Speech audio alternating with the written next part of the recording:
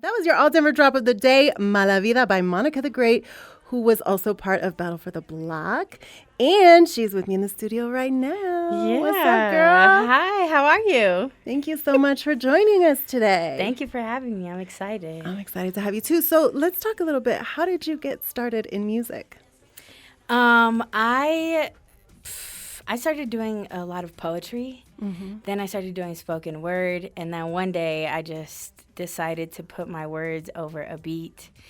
I put it on Instagram, and then I literally the caption was like, "I'm not a rapper though," and everyone was like, "No, but you definitely should be a rapper." So then after that, I just started making music. But I've always wanted to, and I was always very much into it as a child and stuff like that. Also sang in church, so that's how that all started. I love that. So is there anything like you're hoping to say with your music? Honestly, I would just love for people to connect with either my story and or my music from, when I grew up or where I grew up or how I grew up, and being first generation Latina. If anyone can relate to that story, then that's just what I put in my music. I love that. And we need more women who look like us, Yeah, right? absolutely. And telling our stories in all different forms of music. Absolutely. I know I was watching this video one day, and they were like, I didn't see myself like someone that looked like me growing up. And then someone was like, well, just change the channel because there's so many channels. And I was like, but I didn't want to change the channel. I'm a Disney kid. I'm a Nickelodeon kid. I'm a Cartoon Network kid. You know what I mean? So I want to see all of that in front of me. And if I could have someone, and if I could just inspire someone that also looks like me as a child to just chase their dreams and then keep going, then that's what I want to do. Well, and what they should have told you was, instead of just change the channels, if you want to see more of it, be it. Yeah, Do it. Yeah. And then Absolutely. there it is. So Absolutely. thank you Yeah. for being a representation. Thank you. So you've been on stages I for a have. while now. Do you have any stories that you can tell on the radio that are either memorable because they were maybe challenging or something really meaningful happened to you? The first thing that came to mind was my very first show in Denver, which is insane because I opened up for Dizzy Wright at Cervantes, the Masterpiece Ballroom side. It was sold out, okay, and some things happened with the people that I was with.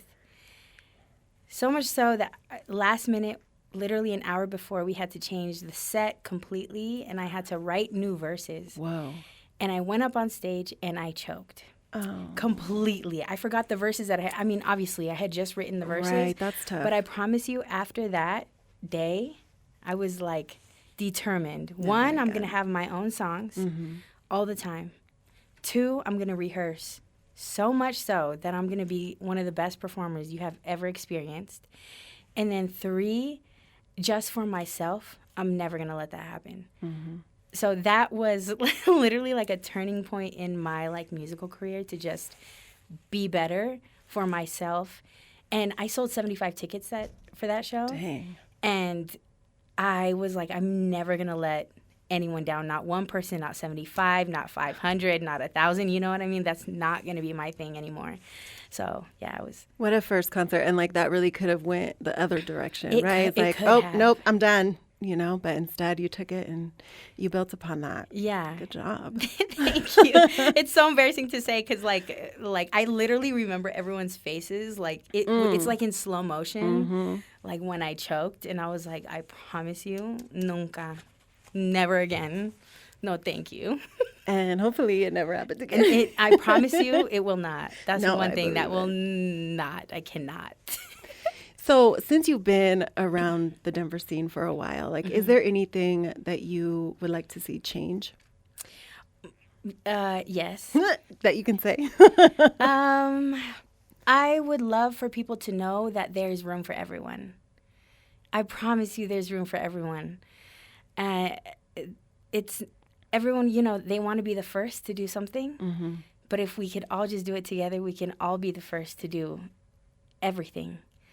But I think sometimes, I don't know what happens people's emotions. Maybe they feel like people don't believe in them and they're not being supported. So then they just kind of like get this ego. But I just want everyone to know that there's literally an avenue for absolutely everyone, and there's space for everyone to win.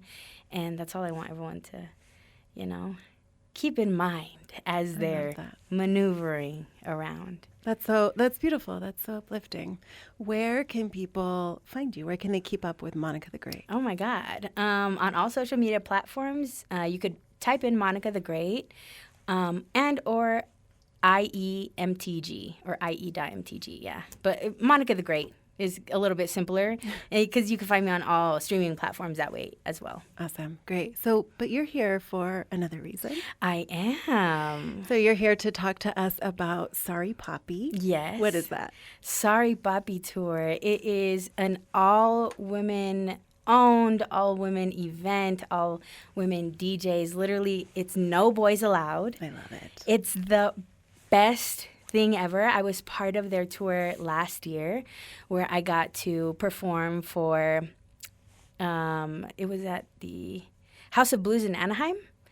Completely sold out. It was super beautiful. And this year, there's no performers, but they are allowing me to give away tickets as an influencer for them. So that is super amazing. I promise you, it's all girly pops. No boys allowed. Leave the men at the house or wherever they want to be. It don't matter. This night, on Friday night, I promise you, it's the most freeing thing ever. It's so pink, it's so purple, it's so glittery, it's so girly.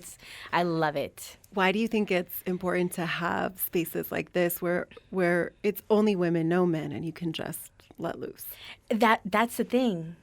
Letting loose and like feeling so comfortable to just be yourself. Mm-hmm. There's no I don't know. I feel like there's sometimes with men, I mean, even me, like being in the industry, like sometimes when there's a lot of guys, sometimes it's a little uncomfortable. Mm-hmm. You know what I mean? And like for a platform like this to exist, girls just go in and everyone feels safe with each other. Yeah.